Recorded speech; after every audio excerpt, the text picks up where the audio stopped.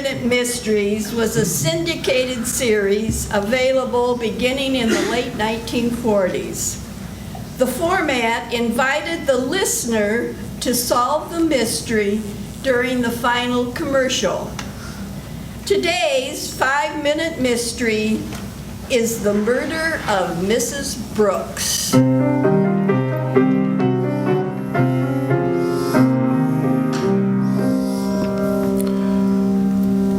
Well, Alice, one more block and you'll behold the Brooks household. 2 whole years, Jim. It just doesn't seem possible that it could have been that long. You and Dorothy married and with a place of your own. It's true, all right. Only too bad you haven't taken advantage of the old Brooks hospitality sooner. Well, I'm here now, and I intend on having a wonderful time. Now, here we are. Oh, what a charming place. Dorothy's probably on needles and pins waiting for me to get you here. Darling, it's Jim. Here's Alice. Jim, look! What? Where? There on the living room floor, it's Dorothy, dead.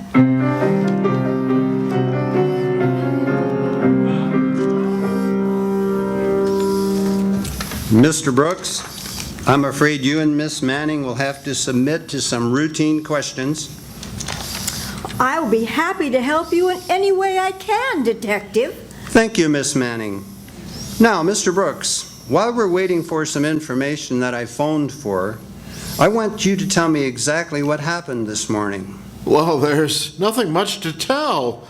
Both my wife and I were quite excited, expecting Alice, that is, Miss Manning here, to visit us from Chicago. I was to wait until she called me at the office. And you were there all morning? Yes, until Miss Manning's train arrived, and we came out here.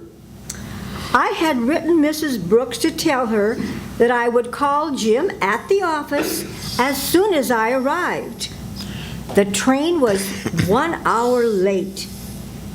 Maybe if it had been here earlier, it may have prevented this. Well, that remains to be seen. Apparently, Mrs. Brooks was sitting here in this chair putting red nail polish on her fingernails when she was shot from behind. The polish has spilled all over the carpet, and she was still holding the tiny brush in her hand. She must have recognized her attacker, and since she did not die instantly, she printed these 3 initials here on the floor with the polish.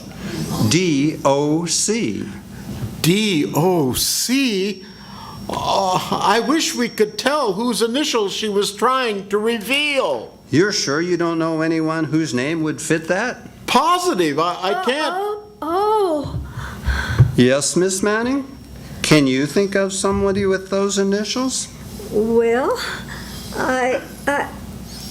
D.O.C. spells Doc, and that's Mr. Brooks' nickname.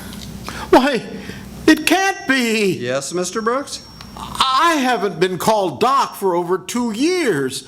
It was a nickname I picked up in school. My wife didn't like the name and never used it.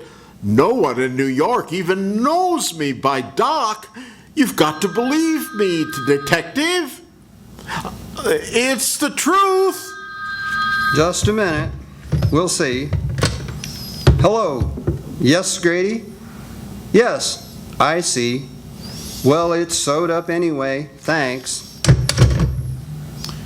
Well, you'll both be happy to know our little mystery is solved. Oh, then it wasn't Doc after all? No, Miss Manning. It wasn't Doc. I'm arresting you, Miss Manning, for the murder of Dorothy Brooks.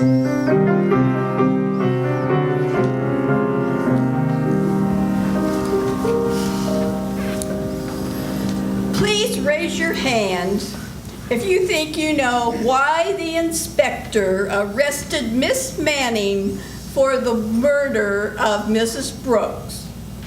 Wait for Bob to bring you the mic before you answer.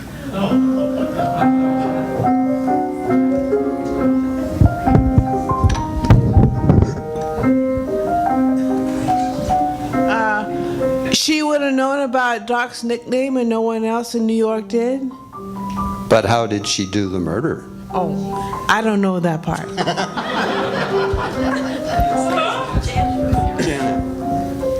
Okay, I don't know how she did the murder, but she could have called and said the train was late, so she had that extra hour to do it, but I don't know how she did it. Anybody else? Anybody else? Thanks for your participation.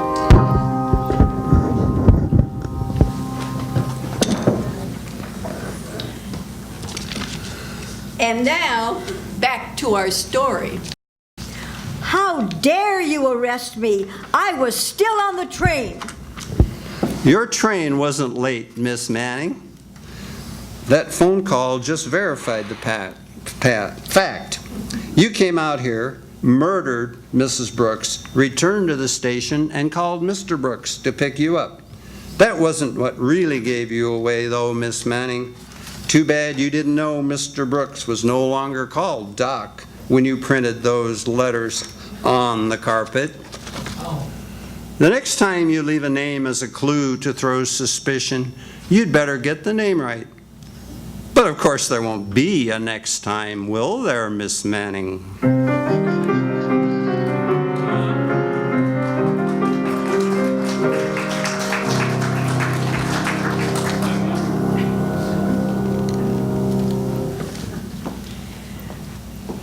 Latest reports from doctors on the 14-day Palmolive plan.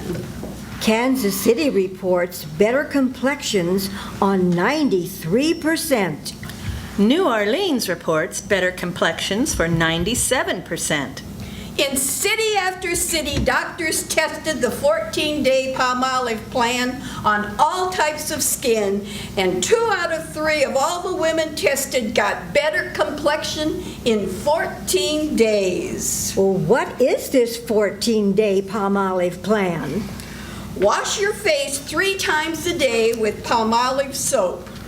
Then each time, take 60 seconds more to massage Palmolive's lovely soft lather onto your skin. Then rinse.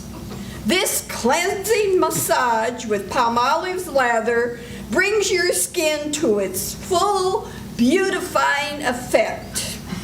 See what Palmolive can do for your skin in 14 days. Remember, doctors proved Palmolive's beauty results.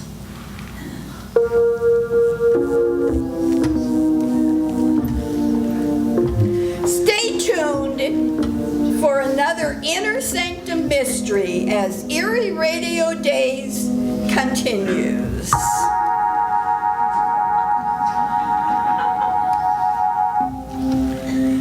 Colgate Tooth Powder presents Inner Sanctum Mysteries.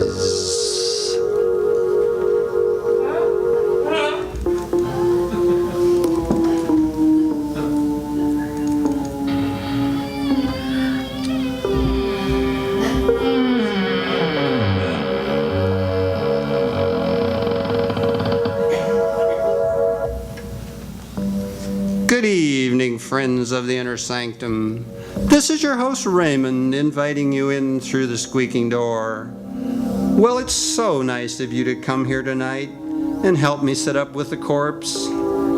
He's such dull company, so cold and stiff, bored with being dead. All the life seems to have gone out of him. What? You say you've seen him before? Oh no, he's not that horror man who plays in the pictures. But he does look like him. So much so, in fact, you might even call him a dead ringer.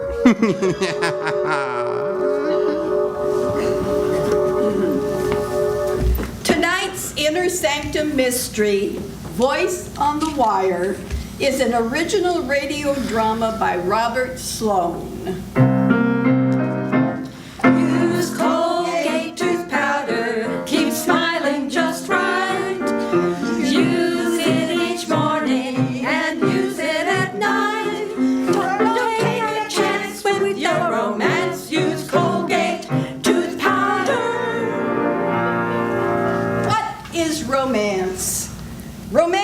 the light on the path of love, a light so delicate that even a breath may put it out. Don't let a breath of trouble ruin your romance. Don't let unpleasing breath offend the one you love. Brush your teeth night and morning and before every date with Colgate tooth powder. Scientific tests have definitely proved that in 7 cases out of 10, Colgate tooth powder instantly stops unpleasing breath that originates in the mouth. And let me add, Colgate tooth powder is the only tooth powder that offers proof of this fact. Colgate tooth powder cleans your teeth beautifully. No amount of money can buy you a dentifrice that will clean your teeth more quickly and thoroughly. Remember the name, Colgate tooth powder, with the accent on powder. Don't take a chance with your romance. Use Colgate tooth powder.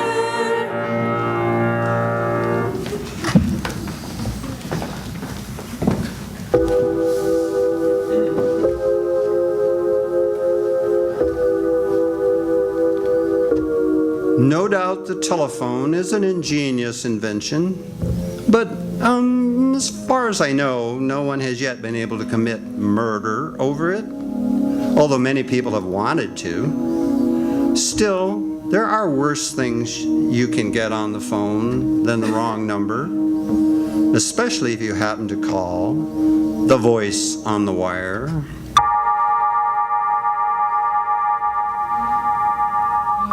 On a long, narrow island just off the shore of one of our larger lakes, Mrs. Geraldine Reeves, widow of the late composer David Reeves, lives alone in a gaunt, gray shingled house. Only a few hundred yards away are the charred remains of her former home, where David was burned to death in a fire just 2 years ago. It's after dinner now, and as the clock in the hall strikes 8,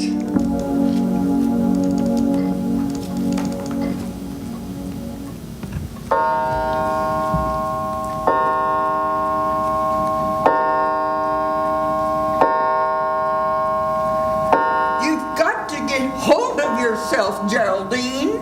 I can't help it, Doctor. You see, it starts every night about this time. What starts? The music, David's last composition. I hear it being played on a piano, and the notes seem to come from the old house. The house where David died in the fire. Well, perhaps someone is playing that piece on the piano. Someone on the island. No. There's only one other house out there, and those people are away. And a dog keeps howling all night long. What dog? I don't know. There's no dog on the island, but David and I did have a dog, remember? He stayed with David the night of the fire, and he died with him because David was too ill to get out of bed.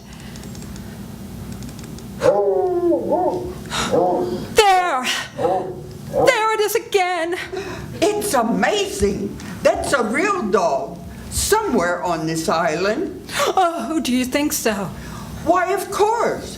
Probably some stray got across the bridge or swam over from the shore.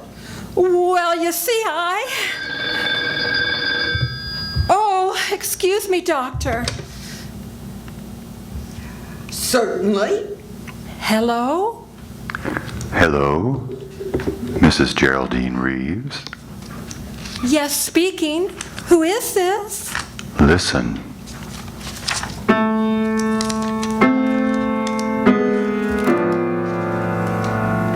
Good heavens!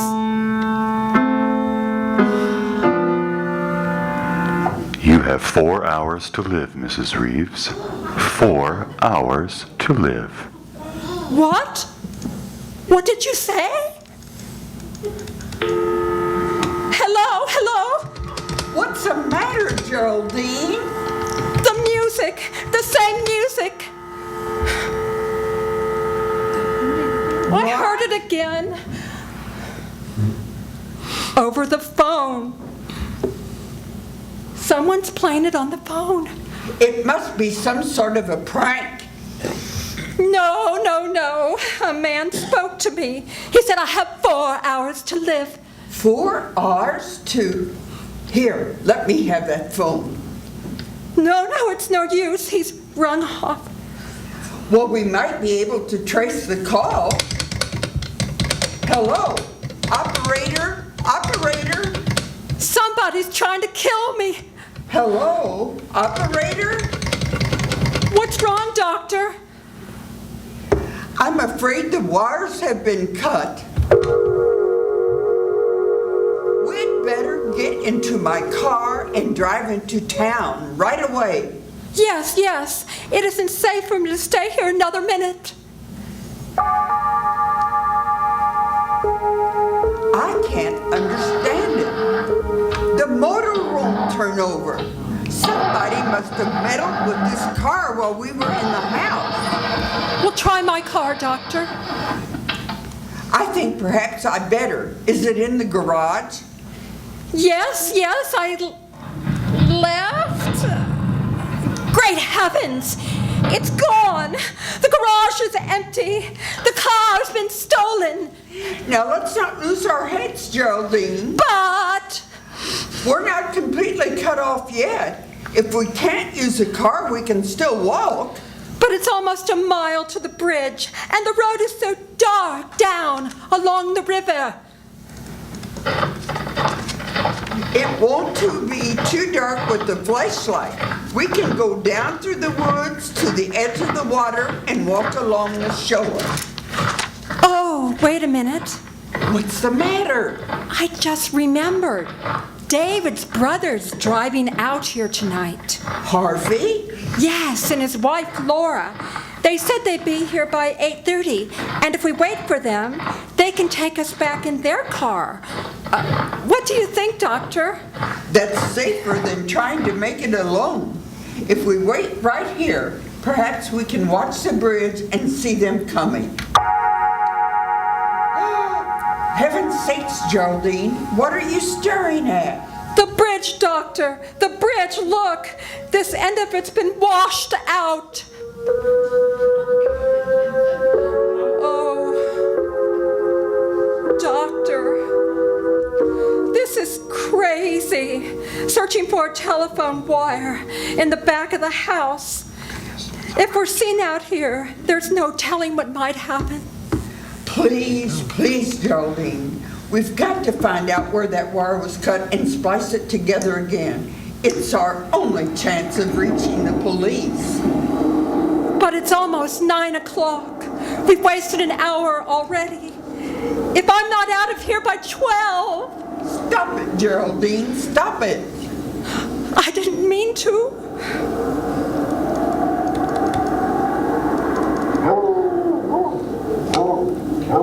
What's that? It's the dog again. That confounded dog is tied up around here somewhere. No, I didn't mean that. I meant the light on the road. There's a strange light on the road. The headlight of a car coming this way. A car? Yes. Quick, behind the house and stay out of sight. It's turning into the driveway. How could a car have come out onto the island with that bridge out? Shh. They're getting out. Oh, why, it's Harvey and Laura. Good heavens. Oh, Harvey. Well, hello. Harvey, oh, Harvey, Well, for Pete's sake, Jerry, what are you doing? Playing hide and seek with us back there? Oh, Harvey, I'm so glad you've come. Jerry, what's the matter? Oh, everything.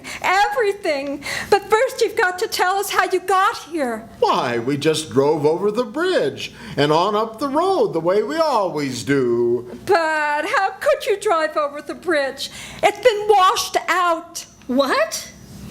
Well, I saw it with my own eyes, and Dr. Pressing saw it too. Didn't you, Doctor? I certainly did. Oh, you must be mistaken. We drove over the bridge not more than 2 minutes ago. Are you sure you haven't been on the island longer than that? Oh, I'm positive. Why?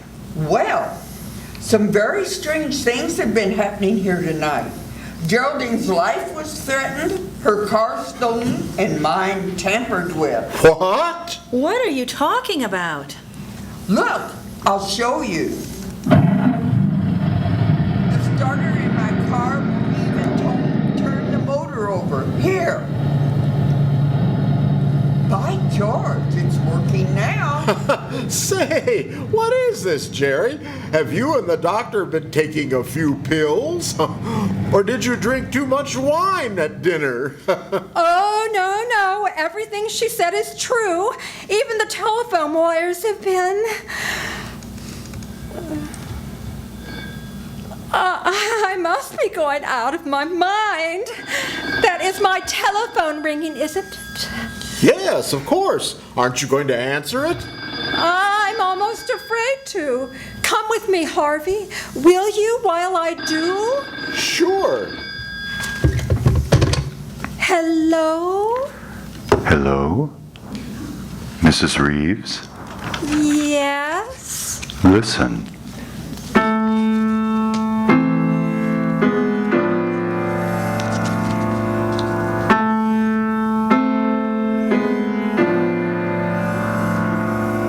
It's 9 o'clock, Mrs. Reeves. You have 3 hours to live. I can't stand this waiting. This endless waiting. Why don't the police come? Easy now, Jerry. They'll be here. You only phoned them a few minutes ago. But something can happen before they get here. I have a gun ready, just in case anything should happen, and I won't hesitate to use it. You have a gun, Doctor? Why, yes. Geraldine gave it to me before you arrived. Oh, What's the matter? You trust me with the gun, don't you? why, of course.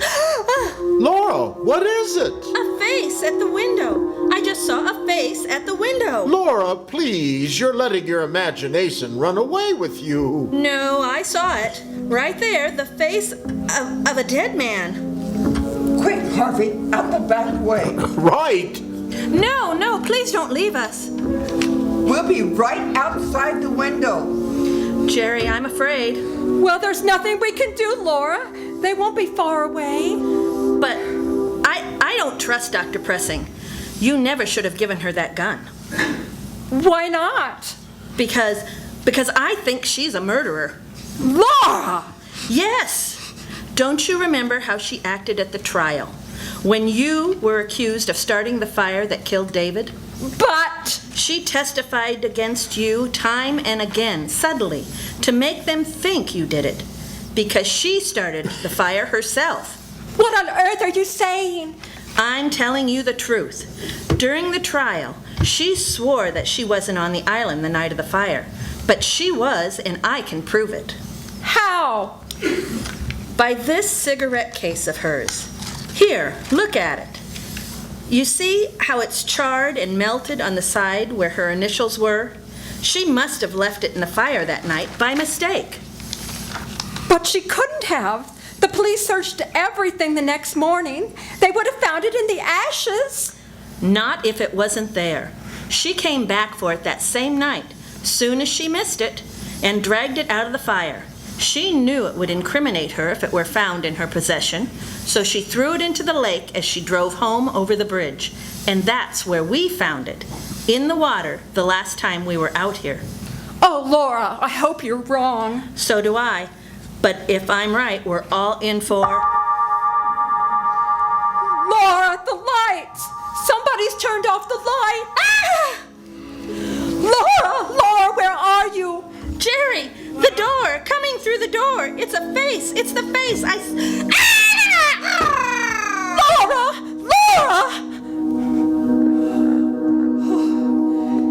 It was meant to be me, Harvey. Whoever came through that door intended to kill me. Jerry, please. How is Laura, Doctor? I'm afraid I can't do anything for her, Harvey. She's passed on. Oh, Laura, darling. You better not touch the body, Harvey. Oh, leave me alone. You've done enough already, Dr. Pressing. I beg your pardon? You have a lot of explaining to do when the police arrive, Doctor. I'll tell them how you ran away from me out there before the lights went out and how you were here in this room when they went on again. Harvey, don't say things you'll regret later on. Just a moment. Where is the cigarette case Laura had in her hand when the lights went out? What cigarette case? Oh, you know the one I mean, Dr. Pressing. The gold one that was charred in the fire. I haven't the faintest idea of what you're talking about. I have. And if you're as innocent as you claim to be, you won't mind being searched. Not at all. Go right ahead. Who are you calling, Geraldine? The police. I can't understand why they haven't arrived yet. It's almost 10 o'clock. Maybe something's happened to them on the way. Maybe their car broke down. Their car, too? Huh? Nothing. Only it seems as if your car's the only one that works when you want it to. Headquarters. Oh, Sergeant, I can't understand why your men aren't here yet. A murder's been committed. Do you think you've been calling the police department all this time, Mrs. Reeves?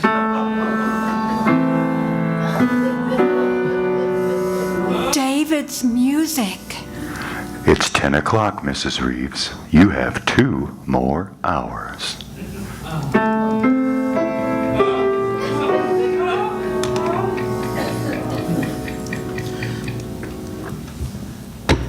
Jerry, are you in your room? Yes, Harvey.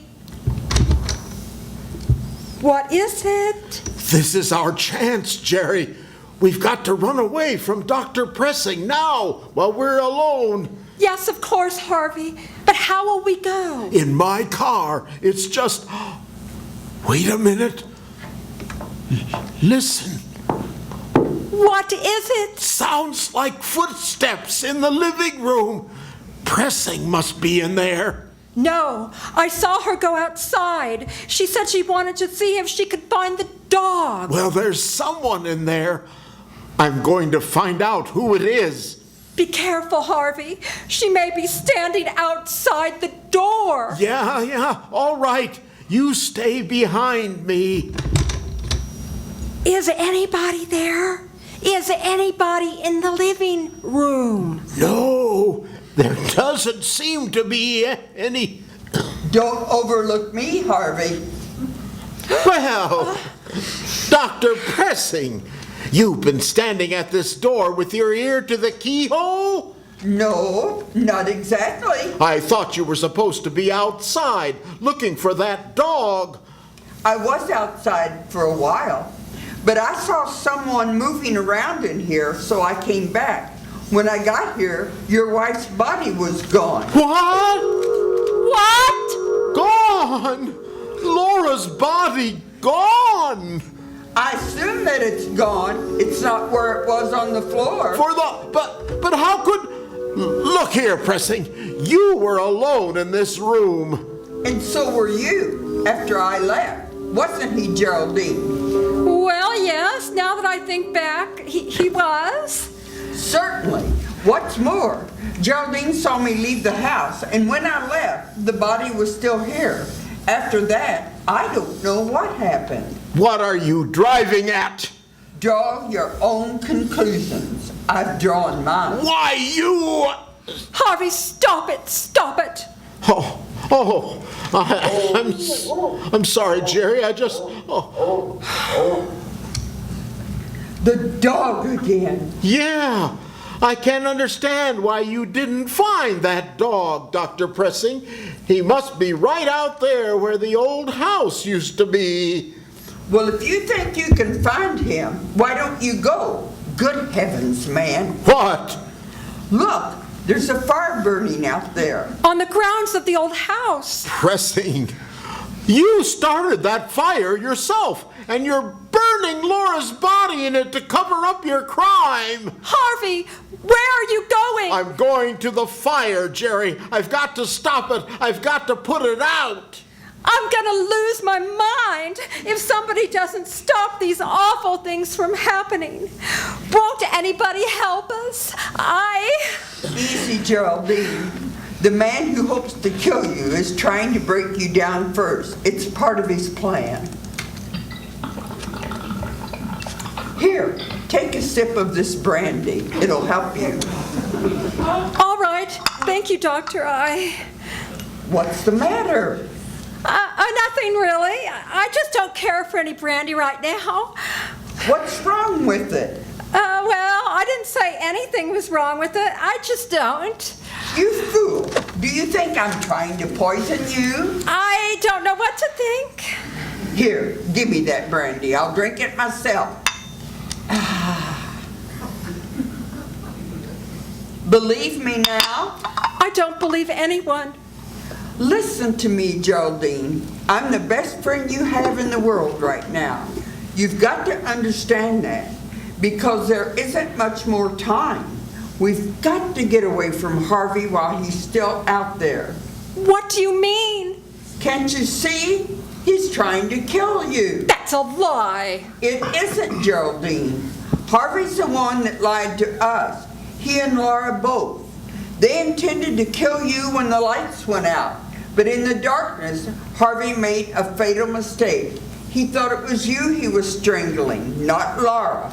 I won't believe that. It's the truth. They never drove across that bridge at 9 o'clock tonight. They've been here on the island all evening. How do you know? Because we saw that bridge with our own eyes. And I saw it again just 5 minutes ago. It's still down.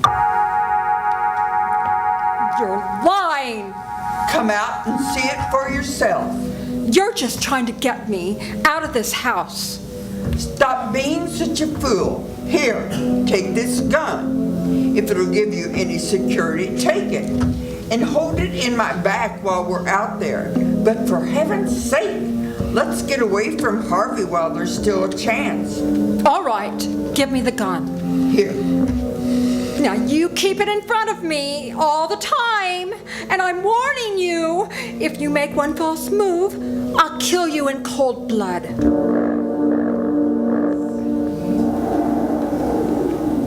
You see, Harvey and Laura were lying to us. The bridge is still down. You're right. They couldn't have come across that bridge. Of course not. The only trouble is, we can't get back over it either. We've got to get away, Doctor. Now, before we're seen. What about that house at the other end of the island? The people are away. But they might have a boat. Yes, of course. They do have a boat. We can row to the mainland. Come on, quick. I have a feeling we're being followed. It's your imagination. Hurry, Geraldine, hurry. We are being followed. Doctor, look behind us. There's a man with a dog. Good heavens. It's just like the dog you own, the one that died in the fire. Yes, and the man. It's David.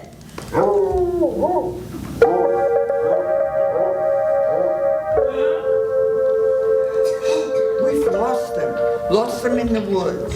They can't be far behind. Doesn't matter now, the house is just ahead. But the boat, Doctor, the boat's not at the landing.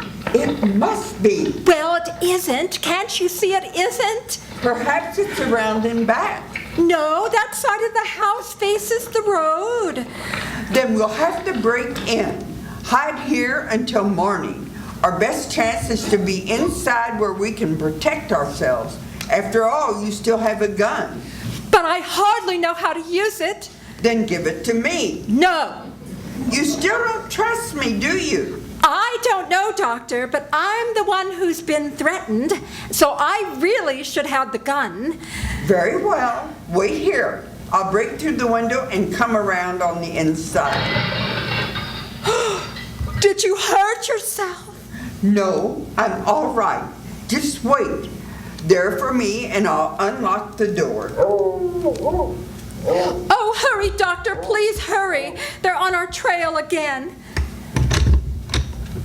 Come inside, Geraldine, quickly, and lock the door behind you. What's wrong, Doctor? Nothing's wrong. We're in luck. There's a phone here if it hasn't been disconnected. Hello? Hello? Operator? This isn't the operator. Tell Mrs. Reeves it's 11 o'clock. She has 1 more hour to live. 11:30. I won't leave this house. I'm not going to run away any longer. If they're going to kill me, let them come here and do it. Only for heaven's sakes, why don't they do it right away? Why don't they come here and get it over with instead of waiting until 12 o'clock? Geraldine, please. Well, I can't stand it any longer. I'd rather die than go through any more of this torture, and I just can't. Sit down for a moment. Relax and try to ease your mind. Oh,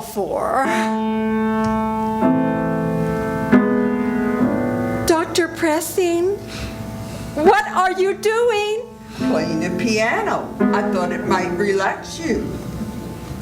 But that melody, you're the one I hear at night playing David's music, playing it right here in this house. Yes, Geraldine. I rented this house to protect you from David and the dog. Well, stop it! Stop playing that piece, stop it! You didn't know that David would come back to life, did you, Geraldine? Now stay where you are! Stay! Don't be afraid. I won't harm you as long as you have that gun, but the gun won't stop David. David's dead! Is he? Listen.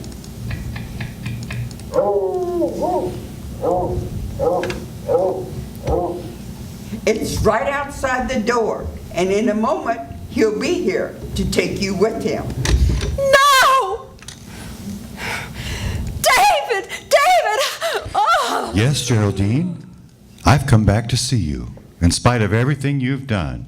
Stop! You killed me, didn't you, darling? You started that fire because you knew I was too much of an invalid to get out of bed. Stay where you are! You hated me, Geraldine. Stop! No.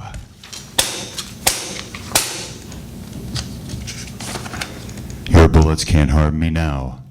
Nothing you can do can harm me because I'm dead and you're still alive. David, David!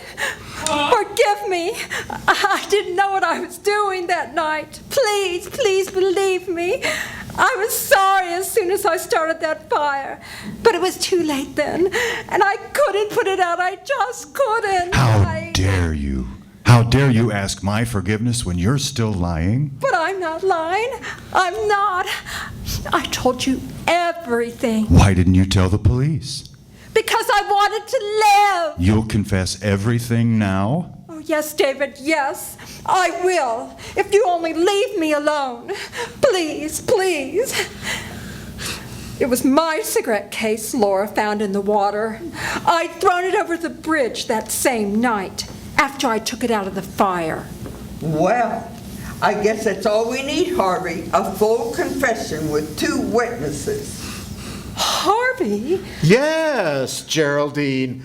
I do look like my brother in this dim light. And the dog Laura's holding outside is the same breed as the one you owned. Laura? Laura? Did you say Laura was alive? Very much so, Geraldine. Wasn't hard for me to pretend being dead, with the doctor keeping you away from my body. Then you were all in this together? And you forced this confession out of me? Yes, Geraldine. The blank cartridges Dr. Pressing slipped into that gun of yours really turned the trick. Oh, excuse me. Hello? Oh, hello, Inspector. Yes, it's all right now. You can hook the wires up again. She's told us the truth. And you'd better get to work on that bridge right away. It's still down.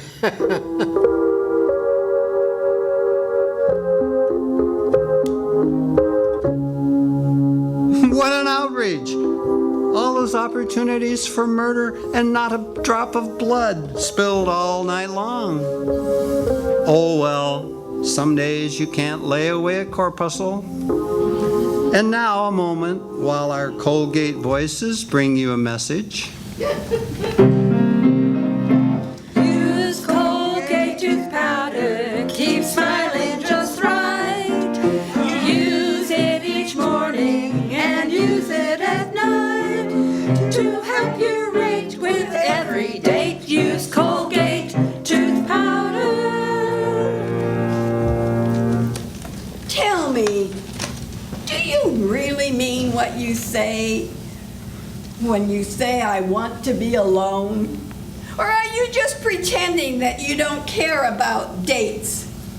Could it be that a little breath of trouble has cooled your romance? Why not brush your teeth night and morning and before every date with Colgate tooth powder? Scientific tests prove that Colgate tooth powder in 7 cases out of 10 instantly stops unpleasing breath that originates in the mouth. So use Colgate tooth powder for all it's worth. Enjoy its exciting cleansing results too. No amount of money can buy you a dentifrice that will clean your teeth more quickly or effectively than Colgate tooth powder. Remember the name, Colgate tooth powder, with the accent on the powder. Don't take a chance with your romance, use Colgate tooth powder.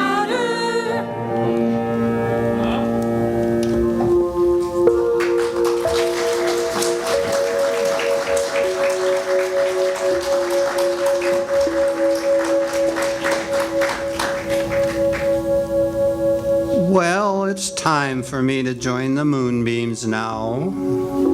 But before I leave under a cloud, before I'm missed, I thought I might pass on the moral of tonight's story. If you must light a fire under your husband's bed, be careful where you drop the ashes.